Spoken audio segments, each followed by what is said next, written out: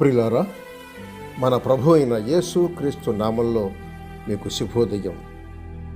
ఆయనను గూర్చి అనుదిన ఆత్మీయ ఆహారం, ఫిబ్రవరి 21 శనివారం.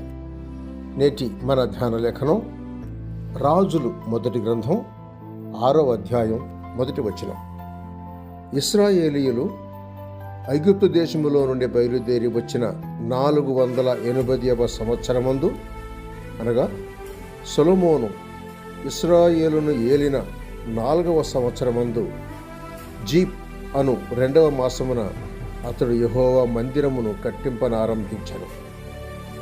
వ్యాఖ్యానాంశం: మొదటి దేవాలయపు కలప.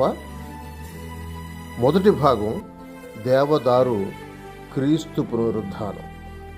మొదటి భాగం దేవదారు క్రీస్తు పునరుద్ధానం. వ్యాఖ్యానం: దేవాలయం నిర్మాణంలో మొదట ప్రస్తావించిన చెట్టు లెబానోను దేవదారు. చెట్లన్నిటిలోకెల్లా క్షీణించకుండా ఉండేది దేవదారు. ఏదైనా పురుగు దానిపై దాడి చేస్తే ఆ పురుగే చస్తుంది.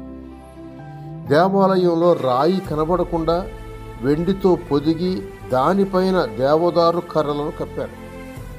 అంతా దేవదారుమయమే, రాయి ఒక్కటి కూడా కనిపించలేదు. దీనిని మన జీవితాలకు అన్వయించుకోవచ్చు.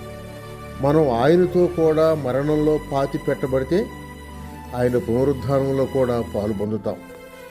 కొలసయ్యులకు రాసిన పత్రిక 2వ అధ్యాయం 12వ వచనం చూడండి. దేవదారు ఎంత స్పష్టంగా మన ప్రభువు పునరుద్ధానం, మన పునరుద్ధానం గురించి మాట్లాడుతుంది. నేను జీవించుచున్నాను కనుక మీరును జీవితురు అని ప్రభువు చెప్పిన మాట ఇక్కడ స్మరించాలి. సజీవమైన రాళ్లగా పైనుండి వచ్చు దేవాలయంతో మనం కప్పబడతాం. పరలోక దేవాలయంలోని సజీవ రాళ్లం మనం. ఆహా, ఎంత భాగ్యం అది! నీతిమంతులు లెబానోను మీది దేవదారు వృక్షము వలె ఎదుగుదురు. యెహోవా మందిరములో నాటబడిన వారై వారు మన దేవుని ఆవరణములో వర్ధిల్లుదురు అని కీర్తనల గ్రంథం 92వ కీర్తన 12, 13 వచనాల్లో చూస్తున్నాం.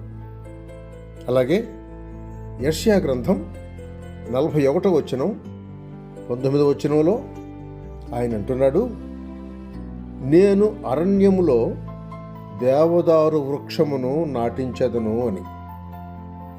సశేషం శుభములతో వందనాలు.